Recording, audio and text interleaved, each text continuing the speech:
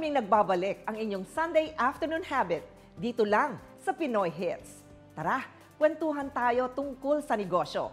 Ako si Roda Castro Kaliwara, your resident Pinay entrepreneur. At ito ang Negosyente.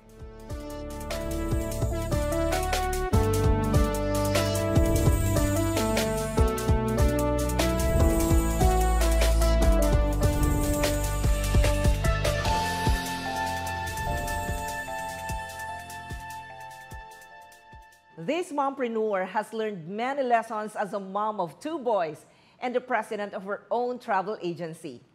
Halina't matuto tayo kay Chal Luntok del Rosario. Welcome sa ating segment na Mompreneur, where we invite moms who not only manage their households but also their business. And today's special guest is a mom of 2 boys, successful entrepreneur, host, vlogger, strong supporter of women in business. Parang isa lang gusto kong itanong sa kanya, how to be you. Parang yun dapat yung tanong ko sa'yo. Okay, welcome to the show, the beautiful and talented Chal Luntok del Rosario. Thank you, Miss Roda. Tulad ng sabi ko, I'm really so excited to be here. Minsan lang ako ma-interview. Kasi nga host siya. Thank you very much for giving me a chance na ma-interview ka naman, ang isang napakagaling na host at vlogger. And thank you also. Ito pala ang feeling na ini-interview. Anyway, Chal, you have 14 and 8-year-old sons. Correct. Aside from being a hands-on mom, what is your parenting style? Parenting style, wow. Actually, very fluid. Diba? Kumbaga sa tubig, kung ano yung container, yun yung ginagaya niyang shape and form. So, I think it's pabago-bago. It really depends. Kasi magkaiba yan eh. A 14-year-old teenager. And then you have someone who's still, young, playful. Although, 2 things have existed, which is may pagka-disciplinarian pa rin. Okay. Not naman to the extent that I'm very strict. Actually, I'm still very playful. And then second is, bata pa lang sila, I really teach them about entrepreneurship. Oh, wow. So, klaro na At yun. an early age. Yeah, kasi ganun din ako pinalaki. And I see the benefits of it. So, at an early age, tinuturo ko yun. Not because gusto ko sila maging entrepreneur, but because yung mga values as an entrepreneur, alam kong will be a great help for them. Disciplined. Discipline in terms of wag kayong umasa sa akin na pulutin yung mga madudumin yung damit. Parang kumbaga, you want them to be independent. Yes. Yes. And you juggle lots of different things. Taking good care of your family, raising the kids, the 2 boys, hosting jobs, vlogging, and, of course, running your own business. Paano mo minamanage? Paano mo binabalance ang lahat ng ito? I always say nga na, usually, you don't hear a lot of people ask this to men. Kahit na maraming ginagawa. Pero to women, parang we always get asked this. So, I think men and women both do the same na, maraming ginagawa, but the add-on pressure to women na kinakailangan, ikaw talaga yung sa mga bata, ikaw talaga yung sa bahay. I think, and I've said this before, importante na we know how to ask for help. We can't do it alone. Exactly. Gustuhin ko man sabihin, I'm all of that. Kayang-kaya ko. Superwoman. Yeah. Superwoman. People will call you superwoman, That's diba? right. That's right. And all of that. But the truth is, can't do it alone. As much as we want to. And we'll go insane. Yeah, Kawawa for rin the sure. people that, that we love. Yeah. So, I really ask for help. Yan, totoo yan. Meaning, it doesn't matter kung sa asawa ko, tumulong ka sa bahay sa akin. Wala akong paki kung boss ka, wala akong paglabas mo dito. Pero mag-asawa tayo, tulungan tayo sa pagpapalaki ng mga bata, tulungan tayo sa pag-aayos ng bahay. And swerte naman ako that he has a very open mind and a very open heart to it. Help is really needed. Kahit sa negosyo, di ba? I need the people there the same way that they need me. To help me so that I could run both work and business and family life. So that's one of the keys, na to have a strong support system, kumbaga. Super. Okay. Napaisip talaga ako. Oo talaga. Gustuhin man nating sabihin at to make people believe na malakas siya, kayang-kaya niya. But behind every strong person, there is a support system. That is right. That is right. Okay, let's talk about your business now, man. Yeah. How did it start? When did it start? Okay. Sa totoo lang, ang negosyo na pinasukan ko and that I have was actually started by my mom. Mhm. Okay. When she passed away, more than a decade already, Oo. talagang, and I was like you, I was also in media. I Mhm. was doing news, talagang Mm, yun yung mm. ginagawa ko. Medyo ano ko eh. Sabi Sige, ko na nga ba talagang aaminin ko na, medyo black sheep idol ako. talaga 'to, Hindi pa black sheep na yung medyo black sheep ako noon. Like, hindi ko gagawin yan, hindi ko, ayoko. Although, mahal ko na ang travel. Love na love ko, Mhm. pero matigas lang ulo ko. Mm. So, but when she passed away, my older sister was abroad, my Mm. younger brother was too young, Mm. and people were relying on us for Mm. jobs. This is true. So, yung Mm. mga taong nilagaan niya and all, Mm. so talagang bumagsak sa akin. No, no choice. And my mom would always tell me, alam mo minsan, having no choice is also good. Yeah. Kasi you have no choice but to succeed. Correct. Kasi kung marami kang choices, masarap buhay mo, di ba lahat ng choices nandiyan, siguro to, di ba? Ang sarap ng buhay. Pero minsan yung mga tao, maririnig mo yung mga success stories nila, kaya sila umaasenso, gumagaling is wala silang choice kasi kung hindi sila maghanap ng paraan, mamamatay talaga sila. Wala makakain for the day. So, same thing. I had no choice. The business is called Geron Travel. It's a travel agency or a travel hub. Mhm. We cater to everything. Mm. International travel, local travel, visa processing, group, corporate travel, individual travel, honeymoon, lahat na yan. Lahat Basta na. lahat na maisip mo when it comes to travel. And I'm happy to say na pagkatapos ng pandemic, andito pa rin kami. Your advice sa mga young moms na nanonood sa atin ngayon who are busy raising their kids and at the same time running their business. Wow. Once upon a time, young mom rin naman ako. But, Oh, you're still young. No. I mean, talagang young. I was also a very young mom. And I think what I can advise, if I even have the right to advise, is do it your way. Uh-huh. Kasi alam mo, when you're going through something, syempre thankful tayo sa mga advice. Yes. Pero marami ang boses, kaliwat kanan, whether from in-laws, although swerte naman ako, mababait ang mga in-laws ko. Left, right, ganito gawin mo, ganito, try mo to, o Daming dapat ganito, opinions. raming opinions. And that's fine. Take it in, but still choose to do things the way that you feel, your gut feel, tells you. Kasi I really believe that, alam natin kung anong bagay, anong tama. We just have to listen to ourselves sometimes. And that's what makes us unique. Kasi imagine na lang kung lahat ng tao pare-pareho ng pinagdadaanan, pare-pareho ng kwento dahil sa pare-pareho lang yung mga advice na pinapakinggan. Exactly. Diba? Paano na lang? Dapat iba-iba tayo ng pagkakamali. True. Para iba-iba ng lesson, para iba-iba We ng learn from each experience. other. Oo, exactly. Mas makulay ang mundo na gano'n. Thank you very much for welcoming us to your beautiful home. Maraming salamat for your time. Thank you, Miss Chal Lontok del Rosario. Sabi nga nila, it takes a village to raise your kids. You don't have to do it alone.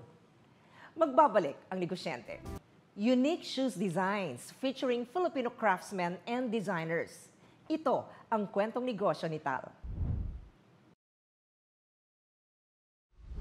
Hi, I'm Taldo Guzman of Frisky Designs. So, I started the business in 2012. So, nung start, mas retail brand siya. Tapos, I put up the manufacturing nung 2015. So, technically, the business is more than a decade now.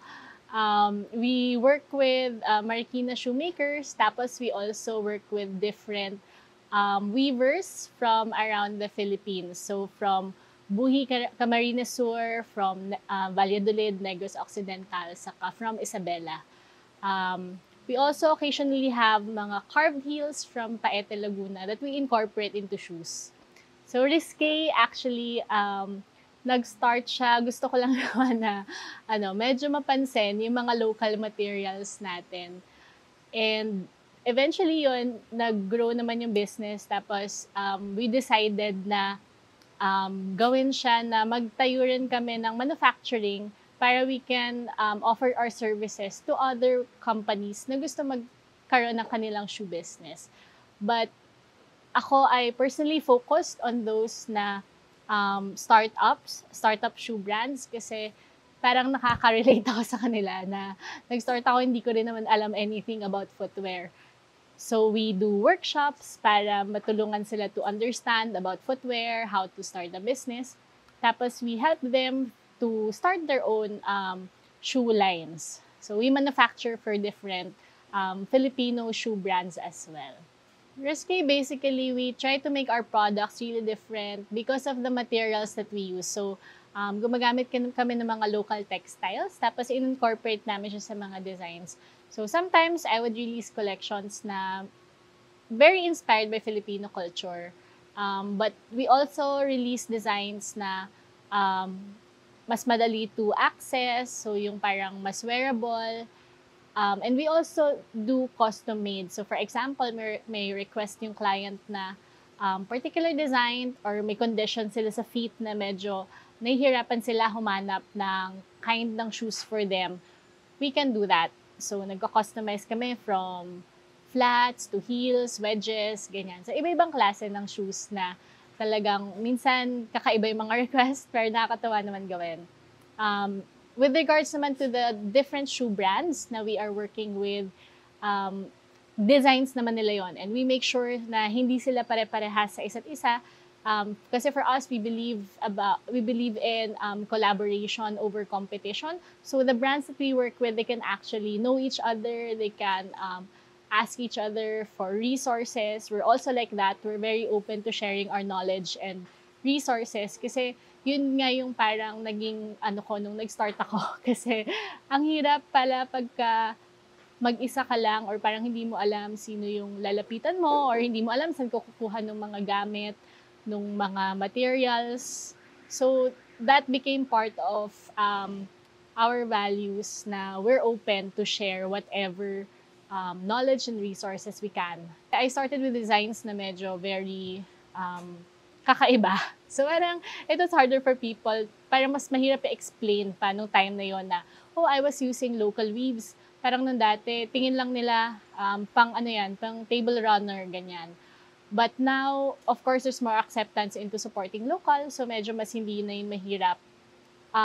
And then with starting na manufacturing, mahirap na nagkaroon ako ng sariling team din. Kasi syempre, of course, we're paying on a regular basis then our staff. Pero yun nga, that's what, yun naging tulong ng mga brands na naka-work namin. Kasi they also believe in the same values that we have na we are supporting different artisans in the business. I always advise dun sa mga nagsistart sa amin na gusto magnegosyo, start small. Kasi parang try to manage your risk. Kasi pagka, kunyari may magpapagawa sa akin ng isang shoe brand, tapos ang dami agad nila gustong gawing designs, ang dami nilang i-produce na quantity. Ako pa yung nagsasabi sa kanila na, teka lang, dahan-dahan lang tayo kasi baka masyado kayo mabigla. Tapos mas parang hindi rin maganda yun kasi baka hindi na kayo umulit kasi medyo parang kumbaga na burn sa first, no? So, mas gusto namin yung dahan-dahan, slowly nag-grow din kasi kasama nung pag-grow nila, syempre kasama rin yung pag-grow namin as a business. And we don't want the clients na, of course, yung parang ma-overwhelm sila sa umpisa pa lang. A lot of our artisans, they're actually getting old.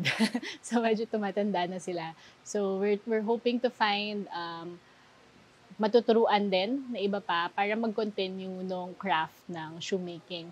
So I'm hoping to launch apprenticeship programs and also to do more advocacy programs para we can basically keep the craft alive. Mga produktong export quality and proudly Filipino-made. Gusto natin yan. Up next, sagot kita. Babalik ang negosyente. Kasama natin siyempre si Maring Matanong. Mars, ano na ba? Ate Roda, di ba dapat maging handa ako sa paglago na magiging negosyo ko? Sabi nila, ang malaking negosyo, dapat may HR. Dapat ba sa simula meron ako nito? They say na ang mga employees are the most important asset of an organization or company. Expert in this subject matter is with us today para sagutin ang ating mga katanungan tungkol sa HR and training. Co-founder and CEO of Allern, Mr. Jerry Ilaw. Hi, Jerry! Hi, Ms. Roda. Thank you so much for inviting me and thank you sa welcome sa mga nanonood ng Negosyente. Okay, Jerry ha, unang katanungan na to kasi alam mo naman si Maring magtanong. Gustong malaman, kailan ba yung right time na ang isang negosyo ay dapat magkaroon ng human resources management? Dapat ba sa umpisa pa lang ng pagninegosyo or antayin na lang kapag lumaki na ang isang kumpanya? What do you think? Siguro Miss Roda, sagutin ko siya na perspective ng entrepreneur, no? So, ako kasi, pinagdaanan ko din yan from the start as until lumaki yung negosyo. Now, some would say na sana, di ba, ideally from the start pa lang, meron na tayong human resources per person. But reality is, pag nagnegosyo tayo, medyo kapos yung pera natin. So, kailangan natin talagang mag-wear ng multiple hats. Tawag ko nga nun sa amin parang mga slash. Kasi yung mga hinahire natin, receptionist na, /human resource, /admin, etc. Kasi hindi natin ma-afford na mag-hire ng dedicated person. So siguro at the start, okay lang yon. But based on experience ko, siguro when you have more than, let's say, 20 people, 30 people, medyo mabigat na. Kung ikaw lahat nag-handle ng HR, kasi usually yung entrepreneur siya muna nag-handle ng mga ibang tasks na yon, especially HR. So kung medyo mabigat na, 20, 30 people, baka it's time na to hire a dedicated person. Pero sa dinami-dami ng mga pwedeng functions ng isang HR personnel, ano yung pinaka-importanting role ng HR sa isang kumpanya or organization? Paano ito makakatulong sa paglago ng isang negosyo? Sa akin siguro, simplified ko, parang tatlo siguro. Yung first and foremost would be recruitment. Kasi sabi nga natin, di ba, very important ang mga tao sa pagtulong sa paglaki ng negosyo. So pag hindi tayo makaka-hire ng tamang mga tao na makakatulong sa atin, then mas mahihirapan tayo. So yun yung recruitment. Second would be siguro yung training. Kasi naniniwala ako na once na, di ba, dilagay natin na nag-hire tayo ng tao, dapat properly trained sila, properly equipped so they can contribute to the fullest of their potential, di ba, to help the company. Tapos siguro yung pangatlo would be yung normal na management of people, di ba, making sure na yung mga policies natin in place, tapos kung sakaling merong mga problema or violation sa company policy, na-address siya. So parang simplified terms from a entrepreneur perspective, I think yun yung tatlo na very, very important contribution ng isang HR person sa isang company. Pero ano yung mga qualifications na dapat nating hanapin sa isang HR personnel na makakasama natin sa negosyo? Number one siguro yung mapagkakatiwalaan. Pangalawa siguro, ako in general parang sana gutom. Yung hunger to win, 'di ba? Hunger to help the company. Pangatlo, I think would be yung yung HR person natin would be believes in the vision that we have as a company. Kasi yun nga, kasama natin siya sa pagpalaki ng negosyo. So dapat sold talaga siya dun sa ginagawa natin, di ba? Helping our customers, etc. So dapat yung vision ng company sold yung HR person natin doon. Or siguro, pwedeng isama mo siya sa pag-create ng vision. Yes, mas maganda. Yes. Of the company. At kung somebody sana na may gigil, parang ganun ba? Gigil, Yes. di ba? May gigil talaga. Jerry, you are the co-founder and CEO ng Alllearn. Can you tell us more about Alllearn? Yeah, si Alllearn, we've been doing trainings for entrepreneurs and SMEs for the past 6 years, even before the pandemic. Ngayon, Miss Roda, na-realize namin that most of the people that we're training are entrepreneurs and managers. So tanong namin sarili namin, sino nagtitrain ng mga employees ng SMEs? That's why si Alllearn is embarking in a, kumbaga, new mission now. We call it Magaling Lahat. Kasi sana, kung meron tayong dapat sana all, ito dapat all, sana dapat lahat properly trained. So we're refocusing our energy to provide accessible trainings for SMEs para lahat makakatulong, lahat properly equipped to grow the business. Very basic, very fundamental at importante when you want your company grow, then better provide training, no? Or kumuha ng sufficient na trainings. Maraming salamat sa iyo, CEO and co-founder of Allern, Jerry Ilaw. Maraming salamat, Miss Roda, and maraming salamat sa mga nanonood. Sa bawat negosyo, may buhay na nagbabago. Yan ang mga kwentong mapapakinggan natin dito lamang sa The Good Stories. Brought to you by SM Supermalls. Ang bahaging ito ay hatid sa inyo ng SM Supermalls. Behind every product in Kultura is a story of community, support, identity, and sustainability. Let's learn more about embracing our Filipino heritage from people behind the brand. And here with me today is the SAVP of Merchandising for Kultura, Miss Tim Uy. Hi, Miss Tim. Hi, good morning. Good morning. Thank you for having us here. You know, how long has Kultura been around and what was the concept behind it? Kultura is conceptualized in 2004. So our vision is to be the source of uniquely Filipino products. At the same time, we wanted to be accessible to our customers through our store channels and online. It is also our advocacy to support our local suppliers and manufacturers and our small businesses. So, and we want to showcase also the craftsmanship of Filipinos and the rich resources of the Philippines. Ano yung mga first products na unang nabenta sa Kultura and how have you guys expanded to where it is now? Well, we have a range of products from fashion, home, souvenir, and food items.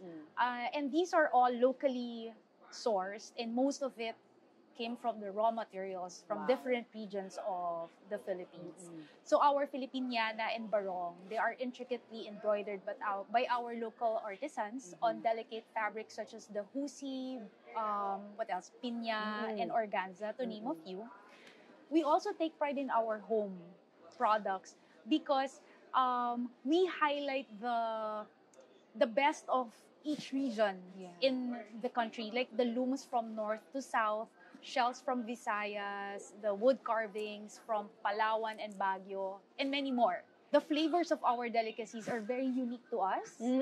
So the core ingredient are harvested here in the Philippines, and this encourages our local producers and farmers to cultivate more. Nakakatuwa naman. So you're really empowering, like, not just the local artisans, but kung saan pa nanggagaling yung mga raw materials and everything. Nakakatuwa. I love Kultura, like I said. I've been a customer and suki ako ng home products ng Kultura, diba? So you've been around for almost 20 years. What future is there for Kultura? What can we look forward to? Well, of course, we still want to stay relevant. We want to continue and strengthen our advocacy, in which, of course, we would like to provide livelihood to our MSMEs and support local businesses. We're gearing towards sustainability. We also plan to work closely still with our suppliers so that, to modernize our designs. As you mentioned, we've evolved and we've progressed. And lastly, we want to create a culture of empowerment because we want to uplift the lives of our MSMEs and our employees, of course. Thank you so much, Miss Tim. Nako, tara, let's look around. I'm so excited to see what you have here in Kultura. Yes, I'd be happy to walk you around our store. Tara, okay. Okay. From handmade to hand-woven products to eco-friendly wear, visit Kultura and shop proudly Filipino products. This is Sonja Khalid for The Good Stories. Ang bahaging ito ay hatid sa inyo ng SM Supermalls.